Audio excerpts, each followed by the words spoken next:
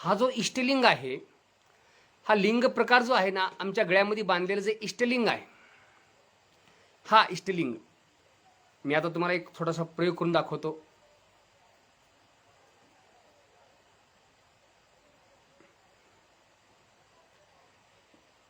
ह्याला आम्ही इष्टलिंग म्हणतो. हा लिंग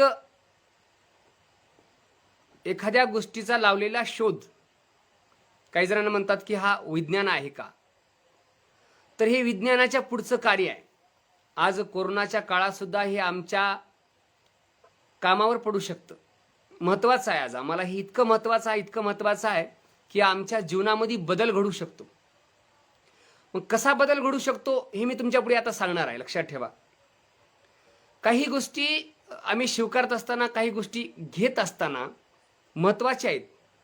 हा जो इष्टलिंग आहे ह्याच्यामध्ये एक पिंड असतो, महादेवाचं पिंड. 84 रत्न आहेत. 84 रत्न आहेत. शिलारस नावाचा, चंद्रशिला नावाचा एक छोटासा रत्न आहे. त्याला उपरत्न असे म्हणतात. बरं का, उपरत्न असे म्हणतात. चंद्रशिला नावाचा जो उपरत्न म्हणजे आहे ते महादेवाचं थोडंसं एक लहान पिंड असतं. त्याच्यावर दीक्षा संस्कार होतात आणि ते पिंड आणून आम्हाला ह्याच्यामध्ये बसवलं जातं आणि त्याच्याहून हा लेप दिला जातो. लिंगाहून हा लेप दिला जातो. हे लेप म्हणजे कुठल्या मातीचा किंवा कुठल्या डांबराचा किंवा कुठल्या ह्याचा नसून हे एक वनस्पतीतून निर्माण झालेली एक कार्यशक्ती आहे. जर ह्या इष्टलिंगाला तुम्ही ओळखलात, ह्या लिंगाशी प्रामाणिकता राहिलात, तर तुम्हाला महात्मा बसवण्णाचा वैज्ञानिक दृष्टिकोन समजत लक्षात येईल. हे इतका महत्त्वाचा इष्टलिंग आहे, इतका महत्त्वाचा हा विज्ञान दृष्टिकोन आहे.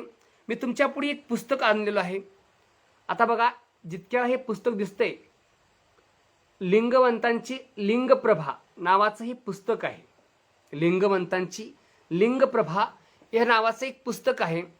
हा हातामध्ये ठेवलेला इष्टलिंग, ही पूजा करण्याची पद्धत, हे माणूस टाईट बसण्याची पद्धत आहे, हे जी पूजा करण्याची पद्धत आहे, हे हातामध्ये ठेवलेलं लिंग, हा ठेवलेला दिवा, ह्या पाठीमागं ठेवलेला दिवा, म्हणजे मी अगोदर तुम्हाला ह्या इष्टलिंगात जे काही साधनं आहेत ते साधनं कोणची आहेत हे अगोदर सांगतो आणि ही पद्धत सांगतो तुम्हाला लिंग पूजा करण्याची. जर तुम्हाला खरंच ऐकायचं असेल किंवा जाणून घ्यायचं असेल किंवा तुम्ही जाणलं असेल, तुमच्या गुरुकडून हे जाणून घ्या किंवा गुरुकडून हे ऐकून घ्या किंवा गुरुकडून हे शिकून घ्या.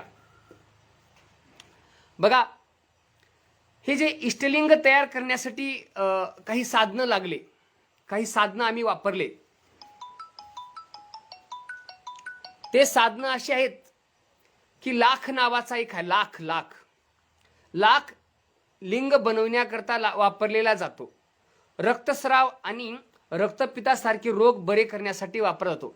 हे पुस्तकाच्या माध्यमातून बघा, इथं बघा, हे बघा, कांती लिंग आणि लिंग कांती करण्यासाठी सांगितलं गेलेलं आहे. म्हणजे लिंगाला कांती करतात ना, ते लिंग कांती ना, त्याला सांगितलं जातं की काय आहे ह्याच्यामध्ये. ह्या लिंगामध्ये एक विज्ञान आहे, हे महत्त्वाचा मुद्दा आहे. आता बघा, एक वचन सुद्धा आहे, बाजारातले दगड सगळे लिंग का, बाजारातले दगड सगळे लिंग का, श्रीशैल्य वाराणसी बद्रीनाथ क्षेत्रातले दगड सगळे लिंग का, यमुने तीर्थ श्रीराममूर्ती आपल्या ज्ञानाच्या स्वरूपात आहे असे म्हणून दाविलेले दगड खरे लिंग का पहा. कपिलसिद्ध मल्लिकार्जुना, म्हणजे हे कपिलसिद्ध मल्लिकार्जुनाचं हे वचन आहे. कपिलसिद्ध मल्लिकार्जुना म्हणजे अख्खा महादेवीचं हे वचन आहे. तर वचनाचा अर्थ म्हणजे लिंग तयार करण्यासाठी लागलेले हे साधनं महत्वाचं आहे बरं का. आता साधनं, पहिला आहे लाख ही झाडाच्या प्रकारचा रोग, म्हणजे आपल्या रक्तस्राव रक्तपित्तासारखे रोग बरे करण्याकरता ह्याला वापर जाते. त्याच्यानंतर आहे राळ हे तुम्हाला प्रत्येकाला माहीत आहे. हे राळ एका प्रकारच्या झाडाचा डिंक आहे, एका प्रकारच्या झाडाचा तो डिंक आहे. मग हा राळ मूळवेद लैंगिक रोग बरे करण्याकरता, म्हणजे हे मेडिकलमधून भेटते की लैंगिक रोग बरे करण्याकरता राळचा उपयोग हा एका गोळ्यामधून मेडिकलमधून होत असतो. हे बरे करण्याकरता केला जातो. त्याच्यानंतर चौथा आहे शिलारस. बरं का, हे शिलारस नावाचा हे देखील एका प्रकारच्या झाडाचा डिंक आहे. याचा उपयोग लिंगामध्ये केला जातो अनेक प्रकारचे त्वचारोग, खरूज, खाज अशा जखमा बऱ्या करण्यात केल्या जातात. म्हणजे हे चौथा आहे शिलारस नावाचं. माझा पाचवा लिंगामध्ये वापर म्हणजे 9 प्रकारचे औषधे ह्या इष्टलिंगामध्ये वापरले जातात. म्हणजे आता रोमांसिक नावाचा एक झाडाचा प्रकारचा डिंक आहे. रोमांसिक नावाचा एका झाडाचा डिंक आहे. त्याचा वापर आपल्याला पित्त, कफ निवारण करण्याकरता केला जातो. ते सुद्धा त्याच्यामध्ये आहे. आता त्याच्यानंतर आलं 6वं, त्याला अंजन असे म्हणतात बरं का. अंजन किती अंजन आहेत? काही माणसं म्हणतो का मनसी ब्रह्म हो कैसे, चर्म चक्षु न दिसे जैसे. जवळ काय मनसी ब्रह्म हो कैसे, चर्म चक्षु न दिसे जैसे, ज्ञान अंजन घालूनी प्रकाशे, हृदया काशी ओ देवी. म्हणजे 6 अंजन आहेत. पहिलं अंजन आहे सहस्रांजन, सूतांजन, नीलांजन, पुष्पांजन आणि रसांजन. हे 6 प्रकारचे अंजन आहेत. मग हे 6 प्रकारचे अंजन त्या लिंगामध्ये वापरले जातात. मग त्या लिंगाचा ऑक्सिजन्स म्हणजे द्रवहळद नामक झाडाच्या मुळीपासून तयार केले जातात. 5 अंजनाचा वापर डोळ्याच्या कांती व शीतलता मिळते. ह्या अंजनामुळं काय होते, माणसाच्या डोळ्याला शांती लाभते. ह्या अंजन त्या लिंगामध्ये वापरल्यामुळं माणसाचे डोळे मजबूत राहतात. आता बघा काजू तेल, हे काजू तेल नावाचं जे काय आहे, आता काजू असणारे काजूचं तेल काढतात ते त्याच्यामध्ये वापरतात. त्याचा वापर आपल्या हाडाचे म्हणजे हे सांधे हाड वगैरे जे आहेत ना, हे मजबूत करण्याकरता केला जातो. त्याला मग त्याचं झालं तूप काजळ, हे 8वा प्रकार आहे. हे तूप काजळ जे आहे ना, हे तूप काजळ आणि हे जे म्हणजे तुपाचं जे काही काजळ असतं ते काजळ त्याच्यामध्ये वापरलं जातं. म्हणून हे सगळं वापरून हे इष्टलिंग काळा त्या ठिकाणी तयार होत असतो. म्हणजे हे त्याच्यावर दिलेला लेप आहे. माझा हे तूप काजळ आहे. आमच्याकडे एक सण साजरा केला जातो बघा, ते सण आहे नागदिव्याचा. मग नागदिव्याच्या दिवशी काय करतात आमचे आजी पंजे, काय करतात ते संध्याकाळी दिवा लावतात आणि त्या दिव्याचं काजळ काढतात आणि आमच्या डोळ्यामध्ये भरवत असतात, काजळ लावतात. म्हणजे काजळ का लावायचं, कारण काजळ लावल्यामुळं माणसाला नवी दृष्टी प्राप्त होते. मग आता महत्त्वाचा मुद्दा आहे, आमच्या हा जो इष्टलिंग आहे ह्याचा आकार सुद्धा दिलेला आहे. हे बघा इष्टलिंगाचा आकार सुद्धा दिलेला आहे. म्हणजे हा इष्टलिंगाचा आकार 2 सेमी 40 mm म्हणजे 25 म्हणजे आपल्या अंगुष्ट्याप्रमाणे तो इष्टलिंग असतो. आता महत्त्वाचा मुद्दा आहे, काही लोकांच्या गळ्यामध्ये लिंग असतो, पण काहीच्या गळ्यामध्ये लिंग असलेलं का, तो जे आम्ही जे दीक्षा घेऊन आलो ते हरभरे एवढे आहेत, कोणाचे चिचुके एवढे आहेत. काही लोक असे पूजा करताना काही ते शिवरात्र महाशिवरात्र दिवशी इष्टलिंग पूजा करतात एकत्र बसून, त्यावेळेस ते पूजा केली त्यावेळेस ते लिंगाचं असं पाणी ज्यावेळेस पेलं का नाही, ते हरभरे एवढं असल्यामुळे गटकून मध्ये गेलं पोटामध्ये. म्हणजे काही गोष्टी तुम्हाला सांगत असताना जो इष्टलिंग असतो ते इष्टलिंग रूपानं असावं इतका मोठा. बरोबर आहे का? मग हे इतका मोठा असल्यामुळे आपल्याला काय फायदा होत असतो? फायदे महत्वाचे आहेत. आम्ही जीवनामध्ये तोट्याचा व्यवहार कोणताच करत नाही आणि माणसाला सवय बी नाही हो तोट्याचा व्यवहार करायची. माणसाला काही नफा होत असेल तर काम करते, नफा होत असेल तर कार्य करते, नाहीतर उगं फुकट काम करत नाही किंवा फुकट कोणचं काही वेळ घालत नाही माणूस जीवनामध्ये. मग हा इष्टलिंग एवढे लेप देऊन तयार केल्यामुळं काय होतंय, ह्याच्यामध्ये एक ऊर्जा तयार होते.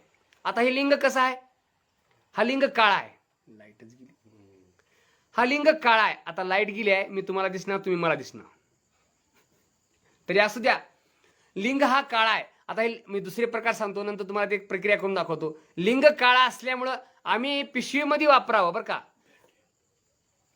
आपल्या ह्या पिशवीमध्ये वापरावं.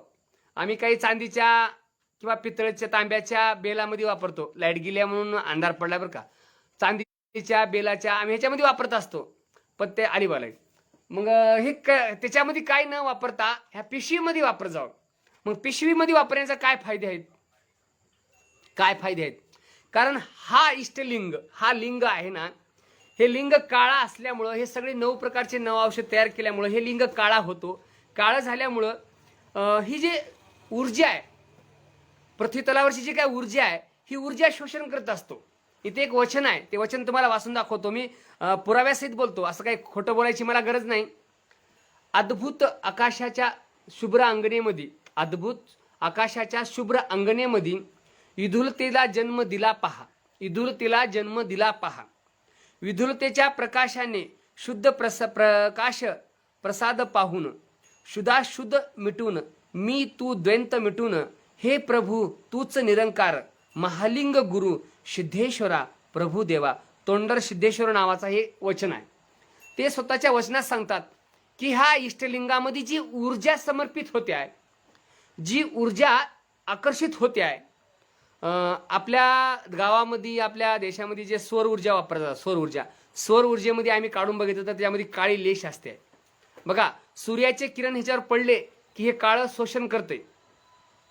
काळा कापड असेल, काळी वस्तू ऊर्जा शोषण करते आहे आणि पांढरी वस्तू ऊर्जा फेकते बाहेर.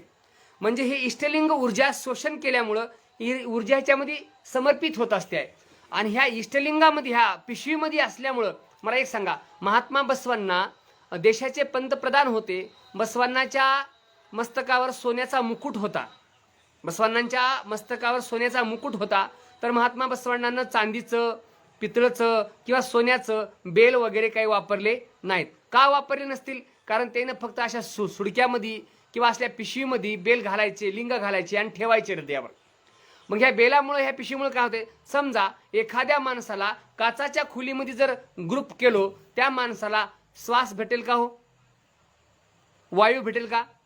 ऑक्सिजन भेटेल का? भेटणार नाही. मग ऑक्सिजन न भेटल्यामुळे काय होते तुम्हाला तर माहित आहे, ऑक्सिजन कमीमुळे, कोरोनामुळे किती माणसं मरू लागले. तर मग ते ऑक्सिजन भेटत नाही. त्याच्यामुळं ह्या चांदीच्या किंवा पितळच्या ह्याच्यामध्ये जर असं ग्रुप करून ठेवलो तर ह्याला ऑक्सिजन भेटेल का? असं भेटणार नाही ना. मग न ऑक्सिजन भेटल्यामुळे ह्यानं काही ऊर्जा शोषण करणार नाही. मग आमच्या ह्या इष्टलिंग आमच्या हृदयावर असल्यामुळे काय होते, ह्या हृदयातली आमच्या शरीरातली जी ऊर्जा बाहेर पडते ते ऊर्जा हे इष्टलिंग शोषण करते. वरी आकाशातून उल्कापात होतात, उल्कापात. विज्ञान सांगतं की सौरमंडलातून उल्कापात समजेल का? उल्कापात म्हणजे चांदणी फुटते आहे. चांदणी फुटले की त्याचे बारीक बारीक कण पृथ्वीवर येऊन पडतात. तर त्याचे कण किती असतात? आपल्या केसाच्या 1000 भागा इतके बारीक बारीक कण असतात. ते सौरमंडलामध्ये स्थिर असतात. ते जळत नाहीत, ते भिजत नाहीत, ते आपोआप स्थिर असतात. ते जर कण माणसाला भेटले तर माणूस आनंदी जीवन जगू शकतो, निरोगी जीवन जगू शकतो. मग ते कण भेटण्यासाठी आपल्याला इष्टलिंगाची आवश्यकता आहे. मी सांगत नाही, हे लिंगायत नावाचं, लिंगप्रभा नावाचं पुस्तक सांगते. ह्या पुस्तकामध्ये ते लिहिलेलं आहे. संशोधन करून, त्या वचन साहित्यावर संशोधन करून ते लिहिलेलं आहे. 12व्या शतकामध्ये तेवढं काही यंत्रणा नव्हती, तर त्या काळामध्ये ते लोक त्या ठिकाणी सांगायचे की विधुलतेच्या आकाशामध्ये विधुलतेला जन्म दिला ग पहा. म्हणजे विधुलता म्हणजे आकाश, आकाशामधून उल्कापात व्हायचे, ते पृथ्वीवर पडायचे, ते इष्टलिंग शोषण करायचं आणि इष्टलिंगाच्या रूपातून आमच्या डोळ्यात कसे यायचे हे सांगतो, लक्षात ठेवा. पहिलं लोक त्या ठिकाणी पूजा केव्हा करायचे? पहाटे पूजा करायची. केव्हा पूजा करायचे? पहाटे पूजा करायचे. आता आम्हाला पूजा केव्हा करतो आम्ही? आम्हाला वेळ भेटेल तेव्हा आम्ही पूजा करतो. पण पहिलेचे लोक पहाटे का पूजा करायचे? पहाटेची पूजा केल्यामुळं सूर्य उदय व्हायचा नाही आणि सूर्य उदय न झाल्यामुळं अंधार राहायचा पृथ्वीवर. अंधारात पूजा करायचे. अंधारात का पूजा करायचे? आम्ही जी पूजा करतो, जी खोली असते आमच्या अंधाराची, त्या खोलीमध्ये आम्हाला दिवा लावून बसता येतो आणि दिवा लावून बसला की आम्ही आमच्या हातावर असा इष्टलिंग ठेवतो आणि तो दिवा आमच्या पाठीमागं ठेवायचा असतो, ह्या पाठीमागं.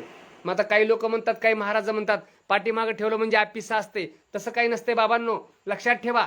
आता बघा, हे तुम्हाला जे दाखवतोय मी चित्र आहे ना, हे हातामध्ये घेतलेलं लिंग, बरोबर आहे का?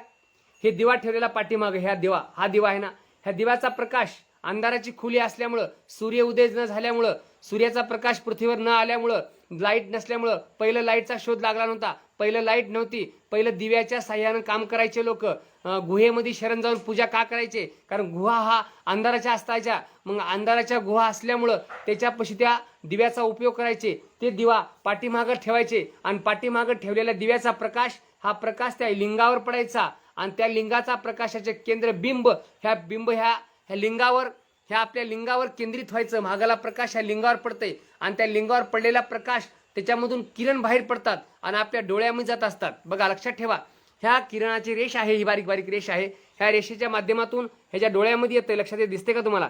ह्या डोळ्यामध्ये येते आणि ते मूलाधार चक्रापासून त्या ठिकाणी येऊन आदळते आणि पुन्हा स्वादिष्ठान चक्रापासून पश्चिम चक्रातून सहस्र चक्रात. म्हणजे हे बारीक बारीक कण भेटण्यासाठी आम्हाला ह्या इष्टलिंग रूपाच्या माध्यमातून आमच्या ह्या मेंदूला, आमच्या ह्या बुद्धीला कंट्रोल जर ठेवायचा असेल, त्याला आपल्या ताब्यात जर ठेवायचं असेल आमच्या बुद्धीला, तर आम्हाला इष्टलिंग योगा करावा लागते. मग ह्या इष्टलिंग योगातून आमचे किती फायदे होतात? मग आम्ही डाव्या हातावरच का लिंग घेतो? डावा हात किती आपिसा आहे. आम्ही जर डावा हात प्रसादाला पुढे केलो तर आमचं महाराज आमच्या थोबडी देते. कारण काही महाराज डावा हात पुढे करू देत नाहीत. एखाद्या बाईनं जर घरात डावा पाय टाकला तर बाईला सांगतात की बाईचं काही खरं नाही, आता हिने डावा पाय टाकले आहे. मग मला सांगा, उजवं पाय टाकणाऱ्या बायाची काही फार कधी झालं नाहीत का सगळ्याचा संसार शेवटपस्तोर गेला का? असं काही आहे का? असं काहीच नाही. उजवा ठेवा किंवा डावा ठेवा, माणसाच्या शरीराचे दोन भाग आहेत, एक उजवा म्हणतात एक डावा म्हणतात. बरोबर आहे का नाही? माणसाचा उजवा भाग आणि डावा भाग. मला सांगा, डावा भाग जर इतका निषेध असेल, मग आमचा डावा हात तुटू द्या, डावा डोळा फुटू द्या, आम्हाला किती दुःख होतात. मग हे उजवं डावं कोण आणलं? ह्या संस्कृतीमध्ये भेद कोण केला? हे आपलं नाही, हे तुपलं नाही, हे कोण संस्कृतीमध्ये भेद केला? म्हणजे हे जे आहे ना भेद, हा भेद एक मानसिकता आहे, हे भेद एक अंधश्रद्धा आहे. म्हणून हे आमच्या डाव्या हातावर तळहातावर इष्टलिंग ठेवतो ना, आमचा हा जो तळहात असतो, मग आम्ही ह्या तळहाताच्या मध्यभागी इष्टलिंग ठेवतो. मग ज्यावेळेस आम्ही हे लिंग ठेवतो, म्हणजे आमच्या शरीरातली पूर्ण ऊर्जा फक्त आमच्या हातातून बाहेर पडते, नाहीतर तळ पायातून बाहेर पडत असते. बरोबर आहे की नाही? आमच्या तळ हातातून आणि तळ पायातून बाहेर पडत असते. आता काही महत्वाच्या बाबी आहेत. आमच्या अंगाचं जे कातडं असते त्याला 7 पुडदे असतात, आणि आमच्या हाताचं जे कातडं असते त्याला टोचलं तरी काही होत नाही. थोडंसं काटा मोडला तर काढता येतोय, पण आमच्या दुसऱ्या त्वचेमध्ये काटा जर मोडला तर आम्हाला काढता येत नाही. तळपायातला काटा काढता येतो. म्हणजे आमच्या हातातलं आणि तळपायाचं कातडं हे नाजूक असते, आणि नाजूक असल्यामुळं ऊर्जा ही आमची इथून बाहेर पडत असते. काही जणांच्या पायाला भेगा पडतात, म्हणजे त्याची ऊर्जा पायातून बाहेर पडत असते. म्हणजे आमच्या शरीराची ऊर्जा आम्ही ज्यावेळेस सकाळी पद्मासन घालतो आणि ज्यावेळेस पद्मासन घालून बसतो त्यावेळेस पूर्ण ऊर्जा ही आमची ऊर्ध्वमुख येत असते. मग ती ऊर्जा सकाळच्या पारी आमची कुठून बाहेर पडते? तर आमच्या तळ हातातून बाहेर पडते. मग मला सांगा, आम्ही इष्टलिंग इळवरची ऊर्जा शोषण करते, त्या इष्टलिंगामध्ये असते, आणि ते इष्टलिंग आमच्या तळहातावर ठेवलो की अंगातली जी ऊर्जा आहे ह्या तळहातातून ह्याच्यामध्ये येत असते. आम्ही ठेवलेला दिव्याचा प्रकाश त्या लिंगावर पडत असतो. मग ते प्रकाश, तळहातातली ऊर्जा, इळवर साचवलेली ऊर्जा, ही ऊर्जा, मग आता मला सांगा, ही ऊर्जा इष्टलिंग काळ आहे. आमचे बुबळ कसे आहेत? हा बरोबर आहे, काळे आहेत ना. आमचे बुबळ सुद्धा काळे आहेत. मग हे बुबळ काळे असल्यामुळं आम्ही एकटक जर त्या लिंगाकडे पाहिलो तर ते लिंग आम्हाला त्याच्यातून आम्हाला आता सुद्धा आम्ही हे प्रयोग केलाय. उगं सांगायचं नाही, मायबापाची सेवा करा म्हणून उगं सांगायचं नाही. सेवा होत असलं तर सांगायचं, नसल तर लोकांना सांगून फसवायचं नाही. 2 तास लोकांच्या गावात कीर्तन करणं म्हणजे कीर्तनकार होत नाही. 22 तास कसं वागतं ह्याच्यावर महत्वाचं आहे. जगात देवाच्या नावावर ढोंग जगाला सांगता येते, पण ज्यावेळेस जोपर्यंत ही प्रक्रिया स्वतःमध्ये आणणार ना, तोपर्यंत तुमची लायकी होणार नाही. तुम्ही दुसऱ्याच्या घरी जाऊन पूजा करता, पण घरी 1 मिनिट पूजा करत नाहीत. लाज वाटायची वेळ आहे काही महाराजाला. इतकी नामुष्की आहे देशामध्ये. मी सांगतो, सगळं सोंग आहे ह्या जगामध्ये, असू द्या, मला घेणं देणं नाही, पण मी सुद्धा प्रयोग केलाय, मी सुद्धा प्रयोग करतोय.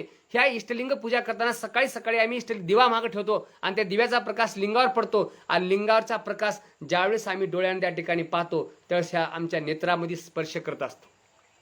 तुम्हाला उद्या सकाळी करून बघायचे का? बघा, हे जर सिद्ध आहे, सत्य आहे. ही खोटं कल्पना, कुठे तर आकाशातल्या डोंगरातल्या कथा आम्हाला तुम्हाला सांगायचं नाही. कुठं तर वरून देव येतो, कुठं तर खालून येतो, अंगात वारा शिरते भसकून निघून जाते. किंवा मी जर एखादी महाराज असेल, एखाद्या माणसाच्या शरीरात जर स्पर्श केला असेल तर त्याचं शरीर जर पवित्र होत असेल. मला एक सांगा, आतापर्यंत काही माणसानं, काही महाराजानं पिंडीवर पाय ठेवले, माणसाच्या मड्यावर पाय ठेवले, का ठेवले म्हणून विचारलं तर ते सांगितलं किंवा आम्ही जर एखाद्या पिंडीला, एखाद्या माणसाला जर स्पर्श केला तर तो माणूस पवित्र होत असतो. ते माणूस, बरोबर आहे, इथे दिले किंवा सर्व योग हेच बसव योग आहे, म्हणजेच इष्टलिंग योगा. बरोबर आहे. म्हणजे बसवांनानं त्या काळामध्ये इष्टलिंग योगा केला, तर आम्ही इष्टलिंग योगा. मी सांगत होतो किंवा माणसाच्या पायानं पवित्र होत असतो. मग मला सांगा, असे काही महाराज अजून आहेत का बरं तुम्हाला त्या ठिकाणी असं कोरोनाची लस घ्यावं लागली आहे? मग तुम्हाला तोंडाला मास्क का वापरावे? तुमचं एवढं शरीर पवित्र आहे ना, मग पवित्र शरीरामध्ये तुमचा कोरोना घुसू देऊ नका की. आज सगळं थोतांड आज ह्या कोरोनानं बंद पाडलंय. ह्या कोरोनामुळं आज सगळ्याचं भांडवल फुटले, सगळ्या महाराजाचं भांडवल फुटले, सगळ्याच भांडवल फुटले. जे चमत्कार नावाचा ह्या देशामध्ये ढोंग करत होते का नाही, जे गाडगे महाराजांना आरडून सांगितलं, जर कोणी असेल तर ह्या समुद्राच्या काठेवर सत्यनारायण करून दाखवा आणि समुद्रातली पृथ्वी सगळी बाहेर काढून दाखवा संपत्ती. त्या काळामध्ये गाडगे महाराज सांगितलं का, आज ते सत्य परिस्थिती आहे. कारण इष्टलिंग योगा केल्याने काय होते, कारण माणसाला ह्याच्यामधून जी ऊर्जा मिळते आहे ते माणसाचं मनोबल वाढवते आहे. आम्ही सकाळी सकाळी इष्टलिंग पूजा का करतो, कारण सकाळचा जो ऑक्सिजन असतो तो आमच्या शरीराला चांगला असतो, आणि तो ऑक्सिजन जर आमच्या शरीराला चांगला भेटला तर आमचं फुफ्फुस नावाची जी काय, हृदय नावाची जी काय प्रक्रिया आहे ती प्रक्रिया आमची चांगली असते. आता डाव्या हातामध्ये इष्टलिंग का ठेवावा, कारण आमचं हृदय नावाचं जे काय आहे, आमच्या शरीराला पूर्ण रक्तभिसरण जे काय करते का नाही ते आमच्या डावीकडे हृदय असते. म्हणजे ते हृदय जे आहे तो डावीकडे आहे. इष्टलिंग आमचं काळ आहे, आमचे बुबळ काळे आहेत, आमचं हृदय सुद्धा काळी सुद्धा काळ आहे. मग त्याच्यामुळे ही सगळी सांगड आहे. मग एका ठिकाणी बघा, माझे हृदय भुवन करा आपले सिंहासन. म्हणजे माझं देवा तुम्हाला जर स्थान कुठं असेल तर माझ्या हृदयावर आहे. म्हणून आम्ही इष्टलिंग आमच्या हृदयावर बांधतो. आमचा देव आमच्या गळ्यात आहे. कारण बसवांना एका ठिकाणी वचन सांगितले, कोणाचा देव झाडात असेल, कोणाचा देव देव वृक्षात असेल, मी त्या सर्वांचा सन्मान करतो, कारण माझा देव माझ्या इष्टलिंगात आहे, कारण मी लिंगायत आहे. कोणाचा देव डोंगरात असेल, कोणाचा देव अरण्यात असेल, कोणाचा देव मंदिरात असेल, कोणाचा देव कशात असेल, मी त्या सर्वांचा सन्मान करतो, कारण की मी लिंगायत आहे, माझा देव माझ्या इष्टलिंगात आहे. कोणाचा देव आभाळात असेल, कोणाचा देव आकाशात असेल, कोणाचा देव ढगात असेल, मी त्या सर्वांचा सन्मान करतो, कारण की माझा देव माझ्या इष्टलिंगात आहे. असं त्या काळामध्ये महात्मा बसवण्णानं सांगितलं. म्हणून आमचा देव, आमची प्रतिमा, आमचं आत्मलिंग, आमचं सर्व भावलिंग, आमचं विश्व, आमचं सर्व कर्ता हे इष्टलिंगामध्ये आहे. मग हा इष्टलिंग तयार केला. ह्या इष्टलिंगाला ह्याला नाक नाही, ह्याला कान नाही, ह्याला डोळा नाही, ह्याला काही आहे का हो, सांगा ना. हा बरोबर आहे, ह्याला काहीच नाही. म्हणजे ह्याला दिशा आहे का, मग ह्याला दिशा नाही. मग ह्याला ज्या अर्थी दिशा नाही त्या अर्थी आम्हाला नक्षत्राची आवश्यकता आहे का, आम्हाला दिशेची आवश्यकता आहे का. पश्चिम दिशा आहे, उत्तर दिशा आहे, आग्नेय दिशा, नैऋत्य दिशा, वायू दिशा. ह्या दिशा माणसाला जसं होकायंत्र एखाद्या समुद्रामध्ये गेल्यास एखाद्या झाजेला ते होकायंत्र दिशेच्या माध्यमातून समुद्राच्या काठेला आणून सोडतं, ती दिशा त्या यंत्रासाठी कामाची आहे. मग आज आम्हाला नक्षत्र, तुमची दिशा, तुमचे तोड हे याची काहीच आवश्यकता नाही, आणि आम्हाला ही आवश्यकता भासत सुद्धा नाही. लक्षात घ्या बरं का. कारण आम्ही ज्या लिंगाची पूजा करतो तो निर्गुण निरंकार आहे, तो सर्व व्यापी आहे. त्याला असं बी बघा, असं बी बघा, असं बी बघा, असं बी बघा, कुणी बघा. आम्हाला संत सांगता एका ठिकाणी बघा, जळी काष्टी भरला, पिंडी ब्रह्मांडी विमला, अलक्ष दृष्टीने लक्षिला, शंकरची शंकर. म्हणजे जिकडं बघावं तिकडं त्या शिवईश्वाचं स्वरूप आहे, त्या भगवान शंकराचं स्वरूप आहे. मग मला सांगा, चौकट जर देव आहे मग तुम्ही का अट्टास करता हो मंदिरातच देव आहे म्हणून, मग तुम्ही का अट्टास करता हो एका यात्रेमध्येच देव आहे म्हणून, मग तुम्ही अट्टासच का करता, इथंच देव आहे तिथंच देव आहे बाकीकडे देव नाही. मग मला सांगा, आज जर मंदिरातच देव असेल तर मंदिराला शासनानं कुलूप का घातले, मंदिरात जर देव असेल तर मंदिरातले मंदिर का बंद पाडले, गुरुद्वार बंद पाडले, मोठे मोठे त्या ठिकाणी सगळे देवता त्या ठिकाणी बंद पाडले, का बंद पाडले, सामान्य माणसाला का जाऊ देत नाहीत. पण कधी इष्टलिंग पूजा बंद केली का, आता असू द्या, ते आपल्याला पुढे बोलायचं नाही. हा जो इष्टलिंग आहे ही ऊर्जा ज्यावेळेस आमच्या नेत्रामध्ये येते त्यावेळेस नेत्रातून आमच्या पश्चिम चक्रामध्ये, सहस्र चक्रामध्ये स्थिर होते. मग आता एक सांगा, माणसाला 2 मेंदू आहेत, एक उजवा मेंदू आणि एक डावा मेंदू. म्हणजे माणसामध्ये 2 मन आहेत, एक करावं म्हणते, एक करुणे म्हणते. विज्ञान सांगते माणसाला 2 मेंदू आहेत, एक उजवा मेंदू आणि एक डावा मेंदू. डावा मेंदू हा नकारात्मक असतो, उजवा मेंदू हा सकारात्मक असतो. बघा अजून सांगतो, जैविक शास्त्र सांगते की उजव्या मेंदूचं काम डाव्या अडंगावर असते आणि डाव्या मेंदूचं काम उजव्या अडंगावर असते. मग उजव्या अडंगावरचं जे काय आहे ना काम हे डाव्या मेंदूचं असते. म्हणून आमचा जो हृदय जे डावीकडे आहे आणि आमचा उजव्या अडंगावरचा जो मेंदू आहे तो डावीकडचं काम करत असतो. म्हणजे आम्हाला सकाळी सकाळी सकारात्मक ऊर्जा निर्माण करून देतो. म्हणजे आम्हाला वाईट ऊर्जा करत नाही. सकारात्मक ऊर्जा अशी असते की ह्या इष्टलिंग योगा केल्यामुळं, आम्हाला ध्यानधारणा केल्यामुळं आमच्या शरीरामध्ये पूर्ण ऊर्जा तयार होते आणि ती ऊर्जा आम्हाला शक्ती देते, आम्हाला जगण्याची म्हणजे आम्हाला निरोगी राहण्याची शक्ती देते. हे कोरोना सुद्धा आम्हाला एक इष्टलिंग योगा केल्यास माणसाचं मनोबल वाढते, माणसाला माइंड वाढते की भीती राहत नाही. ह्या भीतीमुळे हे कोरोना वाढते बरं का. भीती नसल्यास कोरोना राहू शकत नाही. म्हणून माणसाला एक शक्ती देते. जसं एखादी औषध आम्हाला तात्पुरतं काम करते का नाही, तसं हे माणसाचं मन, हे इंद्रिय त्या ठिकाणी असं काम करत असते. म्हणजे हा इष्टलिंग योगा झाला. आता मला सांगा, ज्यावेळेस आम्ही इष्टलिंग योगा करतो त्यावेळेस माणसाचं किती मनोबल वाढते, किती वाढते मला सांगा. ह्या पश्चिम म्हणजे विज्ञान सांगतं की शरीराला गाठी आहेत, अध्यात्म सांगतं की शरीराला चक्र आहेत. हे सहस्रचक्र, ज्ञेहचक्र, म्हणजे पश्चिम चक्र असे चक्र आहेत. इथे एक असा आहे पूर्ण अंधारात चांदण्याचा प्रकाश दिवा लावून कमी प्रकाशात असे अनेक स्वतः प्रयोग करून साधना केली पाहिजे. म्हणजे प्रश्न विचारला की बाबा ही साधना मी स्वतः केली आहे, म्हणजे सकाळी 4 वाजता उठून मी ही साधना मी प्रत्यक्ष केली म्हणून मी तुम्हाला सांगू लागलो. कारण काही तर केलं असेल तर सांगावं. लाज म्हणजे काही गोष्टी सांगू नये उगाच मी असंच केलं तसं केलं हे सांगण्याला थोतांड असते बरं का. स्वतः करा, परीक्षण करा. मी स्वतः केलंय. मी स्वतः सकाळी उठून पहाटे स्नान पूजा करून हे एक प्रयोग केला. तर त्यावेळेस मी सांगतो ना, खरं सांगू का, माझं शिक्षण झालं नाही, पण ह्या इष्टलिंग योगा केल्यामुळं मला नको त्याला बोलता येते. आता काही माझ्या बुद्धीनं काही मला प्रश्न तुम्हाला मांडता येतात, काही प्रश्न मला सोडवता येतात. असं मला बुद्धी जर दिली असेल तर ह्या इष्टलिंग रूपाने दिले. खरं माझं शिक्षण जास्त झालं नाही बरं का. तुम्ही म्हणताल की एवढं शिकलं, एवढं कुठून सांगलं, पण माझं शिक्षण झालं नाही. कारण मी फक्त ह्या इष्टलिंग योगाच्या माध्यमातून मी तुमच्या पुढे बोलू शकतो. आज माणसापुढे बोलण्याची हिंमत मला जर कोण दिली असेल तर ह्या इष्टलिंग रूपातून मला भेटलेली आहे. आम्ही वैज्ञानिक दृष्टिकोन मानतो, आम्ही थोतांडाला मानत नाही, आम्ही कर्मकांडाच्या बाजूला आम्ही पडत नाही. साधं जे आहे, सत्य जे आहे ते आम्ही त्या ठिकाणी स्वीकारत असतो. म्हणून ही इष्टलिंग योगा करा. प्रत्येकानं हे इष्टलिंग योगा करा. कारण इष्टलिंग योगामध्ये इतकी शक्ती, इतकं सामर्थ्य आहे. आता बघा, अक्का महादेवीला सांगितलं होतं, लक्षात घ्या, आम्हाला 8व्याच वर्षी लिंग दीक्षा का होते आहे. कधी तर आम्ही महाराजाला विचारतो का? कधी आम्हाला हे प्रश्न पडतात का? 8व्याच वर्षी का लिंग दीक्षा होत्या हो? काही माणसानं म्हणलं की माणसाला बुद्धी 8व्या वर्षी तयार होत्या, सुरुवात होत्या. बुद्धीची सुरुवात ही 8व्या वर्षी होत्या. बरोबर बी असेल ना. कारण बसवण्णाला सांगितलं की 8व्या वर्षी तुझी मुंज होणार आहे, आता तुला मुंज करायचे. म्हणून बसवण्णा तिथून फरार होऊन गेले, तिथून निघून गेले, सोडून दिलं सगळं, जरी मला मुंज मान्य नाही म्हणून. मग 8व्या वर्षी का होत असते? अक्का महादेवीला त्याच्या गुरुनं सांगितलं, बाळा तुझं उद्या लग्न आहे. अक्का महादेवीला सांगितलं, बाळा तुझं उद्या लग्न आहे, तुला उद्या लग्न लावायचंय. मग अक्का महादेवीला कौतुक वाटलं, माझं लग्न आहे? गुरु महाराज माझं लग्न आहे? हो बाई तुझं लग्न आहे. मग त्या काळामध्ये काय व्हायचं माहितीये का? आणि खरंच हो, त्या काळामध्ये लहान असताना लग्न व्हायचे, लहान असताना लग्न व्हायचे. आम्ही तर असं ऐकलं किंवा काही लोक तर पाळण्याला भाशिंग बांधायचे म्हणून.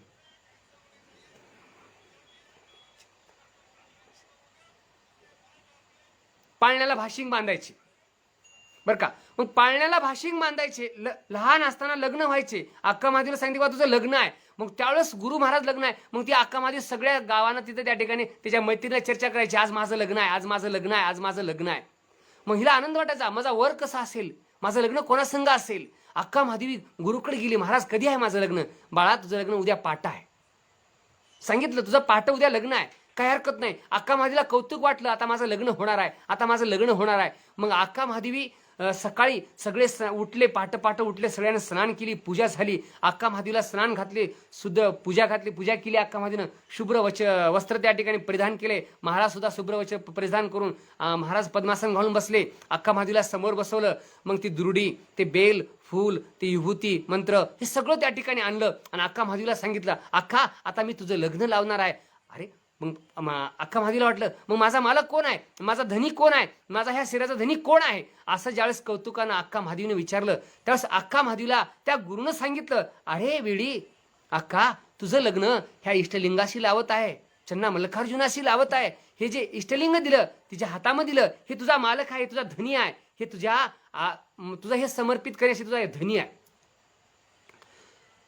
त्या 8 वर्षाच्या बालकावर, 8 वर्षाच्या लेकराच्या मनावर, बुद्धीवर इतके परिणाम पडले की त्या लेकरानं, त्या अक्का महादेवीनं त्या आपल्या सर्वस्व त्या लिंगाला समर्पित केलं.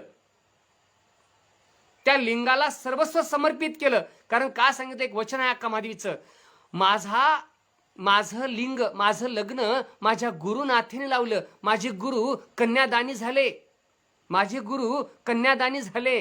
लक्षात घ्या बरं का, माझे गुरु कन्यादानी झाले, माझे वर शिव झाले, माझे वर शिव झाले. आणि माझं लग्न एक अभंग आहे, लिंगांगाशी लग्न लाविले गुरुनाथे. माझ्या गुरुनं माझ्या लिंगांगाशी लग्न लावले. आम्ही सती हाव आणि लिंग आमचा पती आहे. म्हणून अंगसती आणि लिंगपती ही संकल्पना शिकवली आम्हाला. म्हणजे आम्ही सत्य, प्रत्येक माणूस हा स्त्री रूप आहे आणि आमच्या गळ्यामध्ये बांधलेला हा लिंगरूपी भगवान शंकर आमचा शिव आहे, आमचा मालक आहे, आमचा धनी आहे, आमचा सर्वश्रेष्ठ ह्या मूळ संस्कृतीचा धनी आहे. हा आमचा लिंग, हे लिंग म्हणजे आमचा शिव, आमच्या प्रकृतीचा मालक आहे, आमच्या धनी आहे. मग मला सांगा, ह्याच्या संग बैमान व्हाय जमते का आम्हाला? अहो, ह्या साधा शरीराचा मालक, आमची जर मालकिनीकडे जर कोणी बघितलं तर आमच्या पायाची मुंगी मस्तकाला जाते. कोण्या जर पुरुषाकडे, आमच्या जर बाईनं कोण्या परपुरुषाला बोलली तर आम्हाला राग येईना का हो?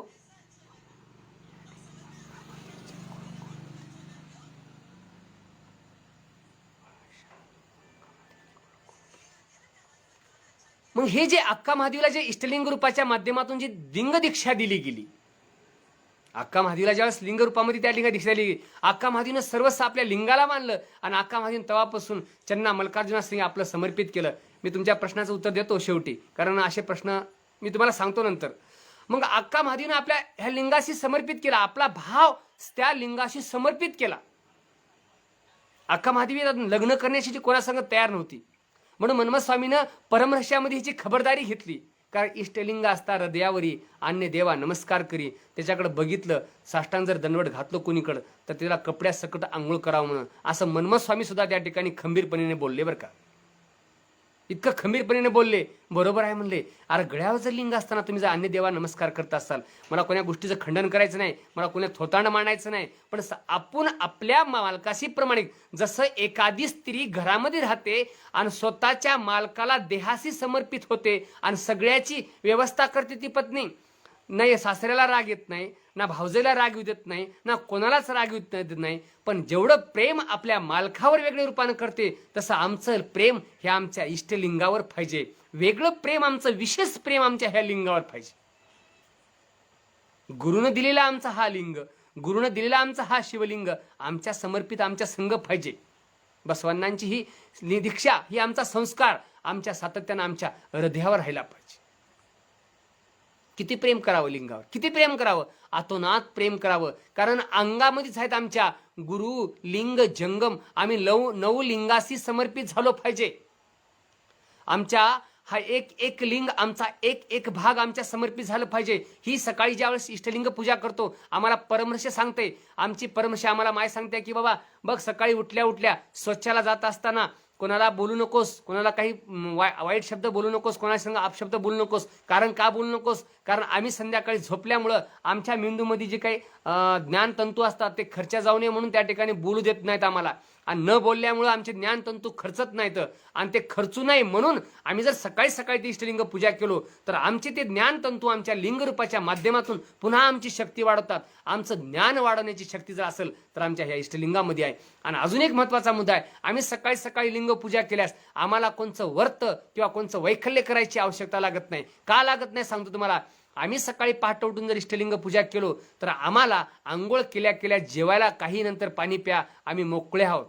कारण आम्हाला आमच्या मालकाला जीव घातल्याशिवाय, आम्हाला आमच्या मालकाला आंघोळ घातल्याशिवाय, म्हणजे अंग सत्य आहे, लिंग हा पती आहे, आमच्या मालकाला आंघोळ घातल्याशिवाय आम्हाला ह्या शरीराला जेवता येत नाही. म्हणून आम्ही लिंग पूजा केल्याशिवाय आम्ही पाण्याचा अन्नाचा कण घेत नसतो. म्हणून सकाळी पहाटे लिंग पूजा केलो की आम्हाला सकाळी लवकर जेवायला मोकळं होते, आम्हाला कामाला मोकळं होते. मग आम्ही बसवण्णानं काय दिलेला सिद्धांत आम्हाला तिथून पुढे काम करता येते आणि केलेल्या कामातून दासोह करता येते आणि त्या दासोहातून जगाला जीवन जगवता येते. आम्ही स्वतः जगवायचं आणि जगाला जगवायचं, ही सिद्धांत आम्हाला आमच्या मातीनं, आम्हाला आमच्या संस्कृतीनं शिकवलेलं आहे.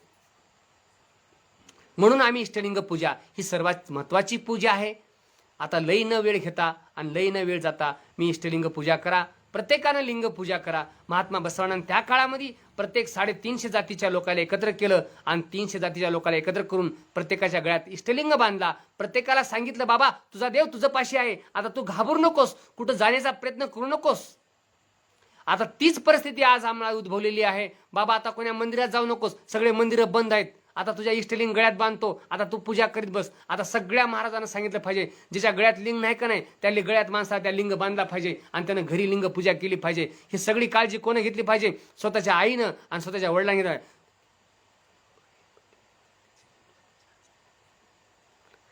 बरोबर आहे हो महाराज. पती दुसऱ्याचं मुख पाहणं हे सुद्धा व्याभिविचार आहे. कारण का दुसऱ्याला, कारण पती बोले हसे डोळामुळे हसे, म्हणजे दुसऱ्याचा मनामध्ये सुद्धा विचार आणला नाही पाहिजे. म्हणून आपल्याच मनामध्ये आपल्याच मालकाचा, आपल्याच धन्याचा, आपल्याच विचार पाहिजे. आपण सातत्यानं आपल्याच मालकावर प्रेम, आपल्या धन्यावर प्रेम केलं पाहिजे. मग तुम्ही म्हणताल आणि सगळं, काही लोकांचं म्हणणं आहे किंवा पूजा म्हणजे तुमची अवडंबर आहे. अहो मला एक सांगा, सगळ्या संत साहित्यानं सांगितलं की माणसात देव आहे, सांगितले का नाही? सगळ्या संत साहित्यानं सांगितलं की माणसात देव आहे. मग माणसातला देव प्रकट करून दाखवणारा कोणता धर्म आहे?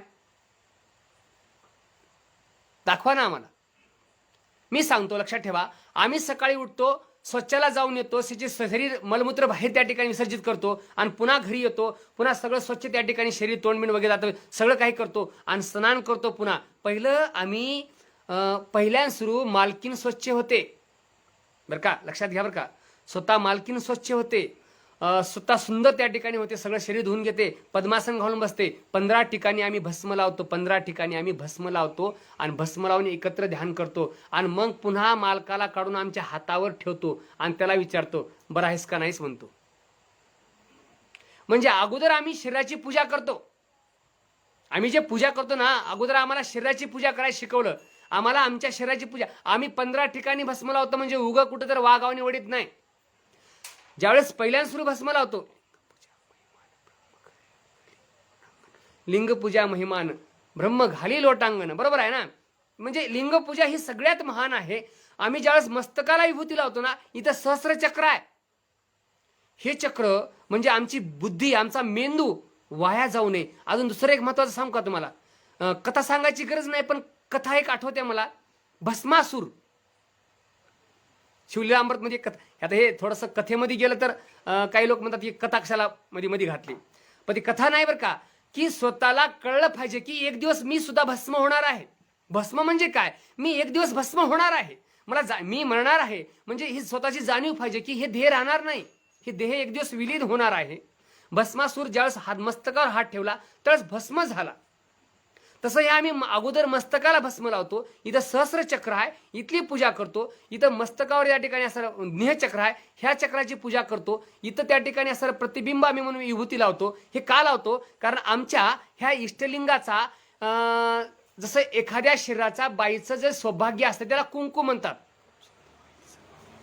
एखाद्या बाईला आम्ही कुंकू लावतो, एखादी बाई कुंकू दिसली, आपल्या मस्तकाला कपड्याला कुंकू दिसलं की ते आपण म्हणतो किंवा ही ज्या ह्या शरीरावर कोणाचा तर कब्जा आहे.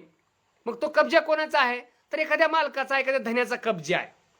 मग आमच्या ह्या धन्याचं, आमचा हा मालक आहे ना, मग ह्याला सुद्धा सौभाग्य असेल ना. सौभाग्य म्हणजे आमचं विभूती आहे, सौभाग्याचं प्रतीक. आमच्या इष्टलिंगाच्या महादेवाचं प्रतीक जे आहे ना, ही विभूती आहे. मग आम्ही ह्या विभूती लावतो, हे प्रतीक म्हणून आम्ही ज्ञ नावाच्या चक्रावर त्या ठिकाणी लावतो. आम्ही कानावर लावतो, शुद्ध आमचे कानानं ह्या शरीरात. सगळ्यात मोठं ह्या शरीर जे आहे ना, सगळ्यात काही गोष्टी आम्ही ऐकून करत असतो, बरोबर आहे.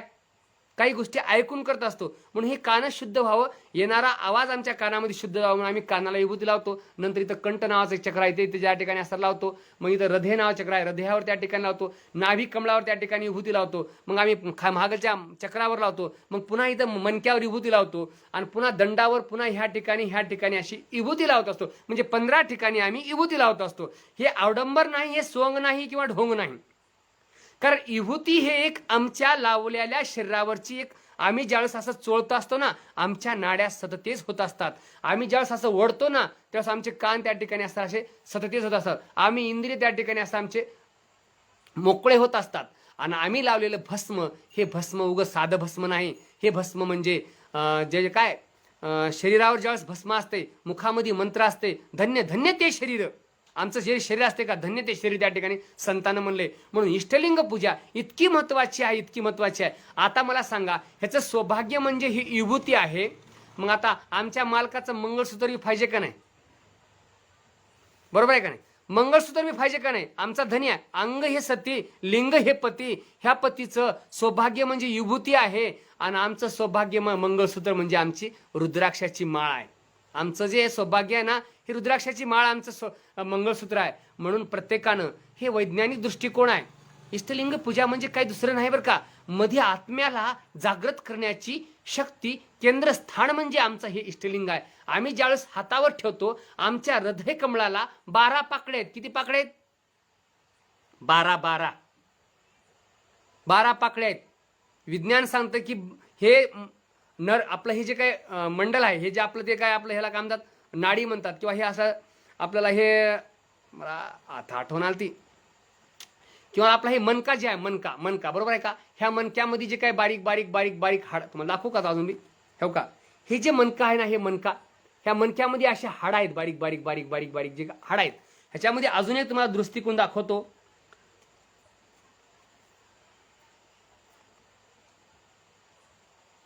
हे लक्षात घ्या. दिसते का हे तुम्हाला? दिसते का हे तुम्हाला? पुस्तकात दिसते का?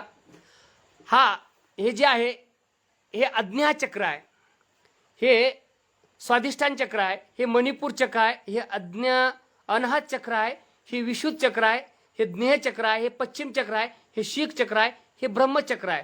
म्हणजे एकूण 1 2 3 4 5 6 7 8 9 चक्र आहेत. म्हणजे 9 चक्राचं हे शरीर, बरोबर आहे का? हे 9 चक्राचं हे शरीर ज्यावेळेस आम्ही पद्मासन घालतो त्यावेळेस ही ऊर्जा ह्या तळहातातून बाहेर येते. दुसरा कोपराच्या हाताखाली आपला हात दिला पाहिजे. आणि ज्यावेळेस हे चक्र असतात हे टाईट बसल्यामुळं हे आपला शरीराचा टाईट भाग असतो. जसं एखाद्या पाईपलाईन करतो, त्या पाईपलाईनमध्ये सरळ ज्यावेळेस जितकं पाणी प्रेशरनं जाते तितकं वाकड्या पाईपलाईनमध्ये जात नसते, बरोबर आहे ना? तसं हे पूर्ण हे शरीराचा जो गाभा आहे ना, हे पूर्ण असं पूर्ण वरी फेकलं जातंय. ह्या इष्टलिंगाची रूपाची ऊर्जा मध्ये येते आहे. आता बघा, हा जो आहे ना, हा परागकण आहे. हे जे आहे ना, हे म्हणजे मेंदूचा भाग असेल, किंवा हे जे आता बघा, हे हा जो आहे ना, हा माणसाचा मेंदू आहे. म्हणजे मेंदू सुद्धा इष्टलिंग रूपासारखा आहे असं हे विज्ञानानं सिद्ध करून दाखवलेलं आहे. म्हणजे हे साध्या मेंदूचा देवता, म्हणजे हे सगळं जे काय आहे ना, हे बघा इथं जे सांगते हे चक्रावरच्या पाकळ्यावरचे किती आहेत, कोणचे रंग आहेत, किती पहिलं चक्र, दुसरं चक्र, तिसरं चक्र, 6वं चक्र, असं हे जे चक्र आहेत ना, ह्या पूर्ण शरीरातले जे काही चक्र आहेत. मग आमचं हृदय चक्र जे आहे त्याला 12 पाकळ्या आहेत. 12 पाकळ्याच्या 12 नाड्या जोडल्या जातात. तर 12 नाड्या कोणच्या आहेत? 10 हाताचे 10 बोटं आणि भुजाच्या 2 नाड्या, बरोबर आहे का? भुजाच्या 2 नाड्या म्हणजे 12 नाड्या ह्या हृदय चक्रात जोडल्या जातात. म्हणजे आमचा हृदय चक्राशी संबंध तळहाताचा आहे. म्हणजे ज्यावेळेस पहिलं डॉक्टर जायचे बघा, ज्यावेळेस दवाखान्यात गेलं की डॉक्टर आपली नाडी तपासते, बरोबर आहे का? नाडी तपासते आणि सांगते की हे माणूस असा आहे तसा आहे. नाडी तपासून पुढचा इलाज करते. पहिलं एवढं संशोधन लागलं नव्हतं. पहिलेचे लोक नाडीत तपासून सांगायचे बाई गर्भधर आहे का खाली आहे, असं ते नाडीत तपासून सांगायचे. म्हणजे इतकं त्याचं संशोधन होतं, किंवा त्या नाडीवर, ह्या इथल्या नाडीवर इतकं डिपेन्स असते. म्हणून आपल्या तळहातावर इतकं डिपेन्स आहे की पूर्ण शरीराची ऊर्जा इथून सांगते, केंद्र सांगते. आमचं हे केंद्रस्थान आहे, हे जे पूर्ण सांगते. मग इथं ठेवल्यामुळे इष्टलिंग आम्हाला पूर्ण ऊर्जा भेटत असते, पूर्ण सगळं काही आम्हाला प्राप्त होत असते. तरी असो वेळ होत चाललेला आहे, कमीत कमी 1 तास होत आलेला आहे, पाऊण तास होत आलेला आहे. तर तुम्ही ही इष्टलिंग पूजा तुम्ही करा, तुमच्या घरच्याला, तुमच्या सर्वांना हे त्या ठिकाणी शिकवा आणि सगळ्यांना करा. हे सगळ्यात महत्त्वाची ही लिंग पूजा आहे. आणि ज्या दिवशी तुम्ही हे लिंग पूजा तुमच्या फळाला येईल, मग तुम्ही आता काही ठिकाणी काही महाराज करतात बघा, 2-2 वेळेस सकाळ संध्याकाळ करतात की नाही. आम्ही बी विचार करायचं, आम्ही बाहेर जायचं, पूजा करायचं, त्या दुसऱ्या घरात गेलो की आम्हाला त्याची की धडपड द्या, काही आणा पाटा हे वगैरे वगैरे, हे सगळं आणण्यामध्ये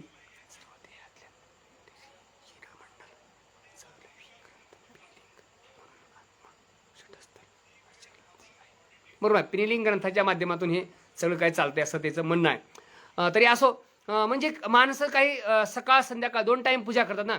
मग ही 2 टाईमची पूजा होते आमची जी 2 टाईम पूजा होते, सकाळ आणि संध्याकाळ.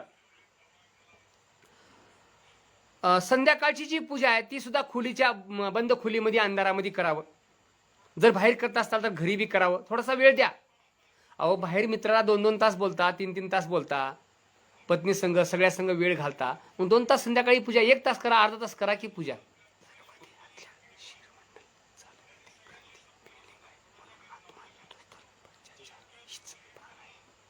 म्हणजे हे नाही सांगतात किंवा सर्व देहातल्या शिरमंडल, म्हणजे हे जे शिरमंडल आहे ना चालवण्यासाठी पिनिलिंग नावाचे ग्रंथी आहे, बरोबर आहे का? पश्चिम चक्र आहे. पिनिलिंग नावाची जी काही आहे ना ते त्या ठिकाणी असणार, इथून म्हणजे चालवते. म्हणजे आपल्या ह्या मेंदूला चालवण्यासाठी जे आमच्या ह्या इष्टलिंगातून जी ऊर्जा आमच्या नेत्रामध्ये जाते ना, त्याला पिनिलिंग चक्र, म्हणजे इथं ज्ञेय नावाचं चक्र आहे. ह्याला 2 पाकळ्या आहेत. त्याच्यावर 2 अक्षर आहेत, निह आणि ज्ञ नावाच्या. मग ह्या 2 पाकळ्या त्या चक्रात जोडलेल्या आहेत.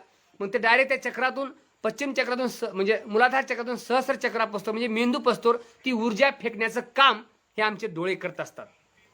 डोळे पहा तुम्हाला प्रार्थना, पहा कैलाशीचा राणा. ह्या डोळ्याला एकच प्रार्थना करा. ह्या डोळ्याच्या पाठीमागे एक बुद्धी आहे, त्या बुद्धीमध्ये एक मन आहे. मन हे सगळ्यात महत्त्वाचं आहे. जिथं मन आहे ना तिथंच डोळे पाहतात, आणि जिथं मन आहे ना तिथं इष्टलिंग पाहते. म्हणून मनामध्ये अगोदर इष्टलिंग आणा. ते इष्टलिंग सर्वश्रेष्ठ आहे. ही शिवपूजा, हीच महापूजा. हे तुम्हाला सर्वांना मी ह्या ठिकाणी थांबतो, कारण बराच वेळ होत चाललेला आहे, बराच वेळ होत आलेला आहे. तुम्हाला जर हे वाचायचं असेल तर हे इष्टलिंग लिंगायताचे लिंगप्रभा नावाचं हे जे पुस्तक आहे, हे महत्त्वाची माहिती आहे. ह्याच्यामध्ये काही वचनं आहेत, ह्याच्यामध्ये काही सिद्धांत आहेत, ह्याच्यामध्ये आपल्या शरीराचं पूर्ण नाड्या असतील किंवा पूर्ण काही शक्तीचे कण असतील, इष्टलिंग कशी करावे, कशी पूजा करावी, पाटा कसा घ्यावा, कुठं बसावं, काय कशी पूजा करावी, हे सर्व ह्याच्यामध्ये माहिती दिलेली आहे. आणि कोणतीही माहितीशिवाय बोलू नका आणि माहितीशिवाय स्वतः वाचू नका. कारण का आम्ही बाजारातून कोथिंबीरची पेंडी आणतो. आमची आई, आमचे आजोब, आमची जी काही बहीण असेल, आमची काही पत्नी, जी काय कोणी असेल जी भाजी करते ना, आणलेली पेंडी डायरेक्ट त्या भाजीमध्ये टाकत नसते. का टाकत नसते? कारण ते निवडून बाजूला काढते, बाकीचं सार फेकून देते आणि छोटासाच पाला एवढा काढून त्या भाजीमध्ये टाकत असते. म्हणजे संपूर्ण कोथिंबीरची पेंडी भाजीमध्ये टाकता येत नाही. तद्व त्याच न्यायानं आम्हाला धर्म जे सगळं सांगते ते सगळ्या गोष्टी स्वीकारता येत नाहीत. काही गोष्टी आम्हाला अभ्यास करावा लागेल, काही गोष्टी वचन साहित्य आम्हाला वाचावं लागेल, काही मन्मस्वामीचे अभंग आम्हाला वाचावं लागतील. शिवदास माऊली असतील, मन्मस्वामी असतील, बसवलिंग स्वामी असतील, तुकोबाराय असतील, ज्ञानेश्वर असतील, किंवा इथे जेवढे काय पृथ्वीतलावर जेवढे महान संत झाले तर त्या सगळं संत साहित्याचा विचार वाचावा लागेल. आणि आम्ही एकमेकाला विरोध करण्यापेक्षा, एकमेकासंग वाद घालण्यापेक्षा आम्ही पुढच्या माणसाचं साहित्य वाचावं. आणि जोपर्यंत आम्ही साहित्य वाचणार नाहीत तोपर्यंत आम्हाला पुढच्या माणसाला विरोध करता येत नाही. उगच उठून त्या ठिकाणी बसवण्याचं साहित्य बरोबर नाही म्हणता येणार नाही, किंवा एखाद्या मन्मस्वामीचं बरोबर साहित्य बरोबर नाही म्हणता येणार नाही. जर एखाद्यानं प्रश्न विचारला तर तुम्ही मन्मस्वामीचा हा 14वा अभंग वाचला का, 15वा अभंग वाचला का, आम्हाला माहीत नाही वा म्हणून तोंड सांगून वाचून त्या ठिकाणी सांगता येणार नाही. म्हणून तुम्ही अगोदर वाचा, सगळ्यांना परीक्षण करा, सगळ्यांना अभ्यास करा. मनमत आलासी भोलो का एक म्हणजे शिवानंद हैबतपुरे सरने एक मनमत आलासी भोलो का ही कादंबरी लिहिली आहे. त्या कादंबरीवर मागे एक प्रश्न त्या ठिकाणी उद्भवला. काही लोकांना वाद घातले असतील. म्हणजे ती कादंबरी पूर्ण वाचा तुम्ही, आणि वाचून एखाद्या पेजवर हे सर तुमचं चुकलंय म्हणून समाजामध्ये तुम्ही त्या ठिकाणी फिरवा, किंवा मग सांगा की हे चुकलेलं आहे तुमचं, हे चुकीचं तुम्ही लिहिलेलं आहात. मग तुम्ही त्या संग चर्चा करा. ज्यावेळेस चर्चेतून निष्फळ होईल मग काहीतरी चर्चा होईल, कोणतं तर काय तर होईल. पण एकमेकासंग वाद घालू नका. आम्ही बी घालू नये, तुम्ही बी घालू नये. सगळ्यांना एकमेका साह्य होऊ भजू कैलास नायका. सुपंत म्हणजे आपल्याला पुढे घेऊन जायचे. आपलं कार्य आंदोलन असेल, आमचं काही जरी असेल, आपल्याला पुढे न्यायचं आहे. आणि आपल्याला पुढे जाऊन एक चांगला त्या ठिकाणी असणारं एक चांगलं एक आपल्याला प्रक्रिया आपली चांगली त्या ठिकाणी आपल्याला कार्य करायचं आहे. म्हणून आपण सर्वांना एका हातानं, एका मुखानं, एका विचारानं हे कार्य करूया. आपल्या गळ्यामध्ये घातलेला लिंग हा आपण लिंगाची पूजा. आपण आपल्या मालकासंग प्रामाणिक वागा. आपण आपल्या मालकासंग जर प्रामाणिक वागलात तर आपलं जीवन सफल होते. आम्ही एका महाराजाला प्रश्न विचारला. त्या महाराजानं सांगितलं की बा सती कसं ओळखावं, तर सरणातून ओळखावं. वक्ता कसं ओळखावं, तर त्या वक्त्यातून ओळखावं, त्या भाषणातून ओळखावा. मग त्या महाराजाला विचारलं किंवा सती ही सरणातून ओळखावं, म्हणजे कशी सरणातून ओळखावं. तर त्या महाराजांना असं सांगितलं आम्हाला की ते पतिव्रता, सती म्हणजे पतिव्रता, त्या पत्नीचं मंगळसूत्र जळत नाही म्हणून, आणि त्या मिरुण्या जळत नाहीत म्हणून त्याने असं सांगितलं आम्हाला. मग त्यावेळेस त्या महाराजाला आम्ही असा प्रश्न केला, महाराज तुमचं काही सांगणं तुमच्या पुस्तकाप्रमाणे तुम्ही सांगितलं असताना मला, पण आमचं एक असं म्हणणं आहे, मग आपल्या धर्मामध्ये प्रत्येक स्त्रीला दफन केलं जाते, मग आम्ही कसं ओळखायचं. मग समजा एखाद्या स्त्रीला जरी जाळत असतील तर बाकीच्या स्त्रियाचं जे राहत नाही, मग त्या स्त्रियावर तुमचं ऑब्जेक्शन आहे का, असे काही प्रश्न आहेत. म्हणजे कीर्तनातून किंवा प्रवचनातून असं काही बोलू नका की संभ्रम तयार करू नका. जे सत्य आहे ते समाजापुढे मांडा. जे सत्य असेल तेच त्या ठिकाणी समाजापुढे येऊ द्या. आणि जे काही जेवढं आम्हाला कोणी की असं दाब दडपण आता राहिलं नाही, तसं काही की दाब दडपण घालण्यासाठी सत्य आहे ते समाजापुढे येऊ द्या. मग त्या महाराजाला आम्ही प्रश्न विचारला की बा तुमचं म्हणणं बरोबर आहे, तुम्ही हे जे सत्य जे सांगता ते सत्य आहे, पण आजच्या ह्या युगामध्ये आज आम्हाला जे सत्य आहे ते सांगा म्हणलं. त्या महाराजाला सांगितलं आम्ही, तुम्हाला तुम्ही आमच्या कीर्तनकार आहात, तुम्ही आम्हाला एक सत्य सांगा. उगं कुठल्या तर कथा सांगून किंवा कारण कसं आहे, जेवढे लोक तुमच्या पुढे येऊन बसतात ते खरं सांगू का, सामान्य आम्हाला कळत नाही म्हणून आम्ही त्या ठिकाणी पुढे येऊन बसत असतो, आम्ही सगळं ऐकत असतो आणि जे तुम्ही सांगता ते सत्य मानत असतो. मग ती चूक फक्त मोठ्या सांगणाऱ्या कोण होऊ नये. जितका होता होईल तेवढं लिंगरूपाकडं, लिंग भावनेकडं समाज वळवा. गुरु, लिंग आणि जंगम हे आमच्या धर्माचे मानबिंदू आहेत. गुरु, लिंग आणि जंगम ह्या 3 तत्वाशिवाय आम्हाला पुढे जाता येत नाही. हे तिन्ही मधलं एक जरी फिसकलं तर आमचा धर्म राहत नाही. कारण मी म्हणणार नाही, त्या काळामध्ये महात्मा बसवण्णानं सांगितले ह्या तिघाला महत्त्व स्थान दिलेलं आहे. गुरु, लिंग आणि जंगम जितके श्रेष्ठ आहेत हे आमच्या धर्माचे मानबिंदू आहेत, हे केंद्रबिंदू आहेत. जसं पृथ्वीशिवाय, सूर्याशिवाय पृथ्वी जगू शकत नाही, सूर्याशिवाय सगळे स्वरमंडल राहू शकत नाही, तसं गुरु, लिंग आणि जंगम ह्याच्यामुळे आमचं धर्म राहू शकत नाही. म्हणून गुरु, लिंग, जंगम हे मानबिंदू आहेत. तसं त्या धर्मातल्या गुरु आणि लिंग जंगमानंही आमच्या मानबिंदूला सांभाळण्यासाठी, आम्हाला सांभाळण्यासाठी काही चांगलं उपयोगी कार्य आणावं. आम्ही काल कल्याणमध्ये फिरलो तर आमच्या काय त्या जंगम मोळ्याचे पाय ठेवले, ते वरून उभारले होते. काही असं हे जे काही कार्य आहे म्हणजे जंगमानं आमच्या घरी येऊन सांगणं, बा तुमचा मुलगा असा वाईट व्यसनात जात आहे, त्याला त्या ठिकाणी एकत्र घ्या, त्याला वाईट व्यसन लागू देऊ नका. हे सगळं कार्य हे आमच्या व्यवस्थेने केलं पाहिजे. हे आम्ही सगळ्यांनी केलं पाहिजे, महाराजांनी केलं पाहिजे. म्हणजे जितका समाज निर्व्यसनी होईल तितका समाज प्रगतशील होईल, आणि जितका समाज व्यसनी होईल तितका समाज धुळीला जात असतो. कारण ज्या समाजाचा इतिहास संपला, कारण डॉक्टर बाबासाहेब आंबेडकर एका ठिकाणी म्हणतात, ज्या समाजाला इतिहास घडवता येतो आणि ज्या समाजाला इतिहास जपता येतो, ज्या समाजाला इतिहास लिहिता येतो आणि जो समाज इतिहास सांभाळतो तोच धर्म पुढे जात असतो. एखाद्याला धर्माला जर संपायचा असेल तर त्याचा अगोदर इतिहास संपवावा लागेल, तरच हा तो धर्म संपत असतो. म्हणून आमच्या धर्म हा संपत नाही. कारण का मोहजदडो, हडप्पा जैसा शिव तैसा शिवाचार, म्हणजे अनादी कालापासून आलेला हा शिवाचार आहे. म्हणून लिंगायत धर्म जरी बसवांनापासून पुढे झालेला असेल तर आमची मूळ संस्कृती ही शिव संस्कृती आहे. आम्ही देशाकडे जर बघितलं तर आम्ही संस्कार म्हणून आम्ही हिंदू आहोत, आणि आम्ही जर धर्माकडे बघितलं तर शैव म्हणून आम्ही त्या ठिकाणी संस्कृतीमधून जर बघितलं तर आम्ही शैव आहोत, आणि आम्ही धर्म म्हणून जर बघितलं तर आम्ही लिंगायत आहोत. ही आमची प्रक्रिया आहे. आम्हाला त्या ठिकाणी असं सोडता येत नाही. आम्ही लिंगायतच आहोत, आम्हाला लिंगायत म्हणूनच ओळखलं जाते. कारण ज्याच्या गळ्यात लिंग आहे तोच लिंगायत आहे. जसं एखादी वकील, त्याची डिग्री असते त्याला वकील म्हणतात. त्याला जसं एखाद्या पोलीसवाल्याला त्याची डिग्री असते, त्याला डिग्री पोलिसांना त्या ठिकाणी पोलीस म्हणतात, वकील म्हणतात, जज म्हणतात, डॉक्टर म्हणतात, त्याची ती डिग्री असते. तसं आम्हाला एखाद्या, समजा आम्ही वीरशैव, समजा आम्ही वीरशैव आहो का, मग आमच्या घरात, आमच्या गळ्यात कोणालाच लिंग नाही, उगा वीरशैव म्हणून चालतंय का? लिंगायनम आयतम लिंगायतम, म्हणजे ज्याच्या गळ्यात लिंग आहे त्यालाच आम्ही लिंगायत म्हणू शकतो. ज्याच्या गळ्यात लिंग बांधले त्याला आम्ही लिंग म्हणू शकतो. एक माणूस गाठ पडलं मला, लिंगायताचं होतं, त्याच्या गळ्यात काही दिसलं नसलं, मी त्याला राम राम केलो तर त्यानं डायरेक्ट म्हणला, लाज वाटतंय का म्हणला, मी वाण्याचा हो, मला शरणात करणास. मला हसू आलं, पण त्याला मी विचारलं, बाबा तुझ्या गळ्यात लिंग नाही, काहीच नाही, तुला शरणात कसं करावं? तू एवढा मोठा झालास, मला अजून लाज वाटते का म्हणतोस, पण एवढा मोठा झालास, तुला दीक्षा घ्यायची कळालं नाही, तुझ्या घरी दीक्षा घेतला नाहीस, त्याला गुरु कोण आहे म्हणून विचारतं तर मला काय माहित नाही बा गुरु कोण आहे ते. मग मला सांगा, संस्कृती आमची कुठं वाया चालली आहे? आम्हाला गुरुची जाणीव नाही, आम्हाला लिंगदीक्षेची जाणीव नाही, आम्हाला संत साहित्याची जाणीव नाही, अभंगाची जाणीव नाही, आम्हाला काही गोष्टीची जाणीव नाही. हो, इतिहास समाजासमोर आला पाहिजे, सत्यरूपातून इतिहास समाजापासून आला पाहिजे. म्हणून बसवांनांची जी काही वचन साहित्य आहे त्या पूर्ण वचन साहित्य वाचा, अभ्यास करून बघा. त्या काळामध्ये सगळं वचन साहित्य डोसक्यावर घेऊन गेले, स्वतःचा जीव त्या ठिकाणी घाण ठेवले. काही लोक त्या वचन साहित्यासाठी मेले. हो, त्या वचन कल्याण क्रांती सगळी वाचा तुम्ही. ज्यावेळेस कल्याण क्रांती वाचताल त्यावेळेस तुमच्या मनामध्ये एक ईर्ष्या तयार होईल. ते वचन साहित्य वाचवलं, संतांना आमच्या एवढं अभंग कष्ट केले. मनमोहन स्वामीने स्वतःचं कोण्या मठाची अपेक्षा केली नाही, कोण्या धर्मगुरूची अपेक्षा केली नाही, मनमोहन स्वामीने एवढं साहित्य लिहिलं. मनमोहन स्वामीचं साहित्य वाचा. मनमोहन स्वामीचे काही दुसरे ग्रंथ आहेत ते समाजामध्ये आणा. स्वयंप्रकाश ग्रंथ आहे, ज्ञानबोध ग्रंथ आहे, असे काही समाजामध्ये आणा. आता काही ग्रंथाची आवश्यकता आहे, आता समाजाला बी काही आवश्यकता आहे. नुसतं काही गोष्टी घेऊन बसू नका. आणि हे वाद घालण्यापेक्षा सगळ्यांना गळ्यात लिंगायत बांधा, लिंग बांधा, आणि लिंगायत स्वतः अगोदर लिंगायत व्हा आणि मगच बोलायचा प्रयत्न करा. कारण तुमच्या गळ्यात लिंग असेल तर तुम्ही लिंगायत आहात, बाकी मला काही घेणं देणं नाही दुसऱ्या गोष्टीचं. तुमच्या गळ्यात लिंगात मला आनंद आहे. असं मी एवढ्या ह्या ठिकाणी बोलून या ठिकाणी संपवतो, कारण वेळ होत चाललेला आहे. 9:10 झालेले आहेत. आता मी तुमच्या पुढे जे काही झालेले शब्द असतील, माझी काही जरी म्हणजे मला जर तुम्हाला काही प्रश्न विचारायचा झालं, माझा नंबरसुद्धा मी तुम्हाला त्या ठिकाणी देतो. तुम्ही मला प्रश्न विचारा, मला प्रश्न फोन करून विचारा, किंवा अजून एखादी जर म्हणलात तर एका दिवशी मी स्वतः लाही या म्हणत असाल, प्रश्न उत्तरच असेल तर त्या दिवशी मी तुम्हाला लाही बोलल. मग माझ्या बुद्धीला जेवढं जमल मी तेवढं तुम्हाला सांगल, आणि जमलं सगळे म्हणून त्या ठिकाणी असं आपण सोडूया. माझा नंबर आहे 89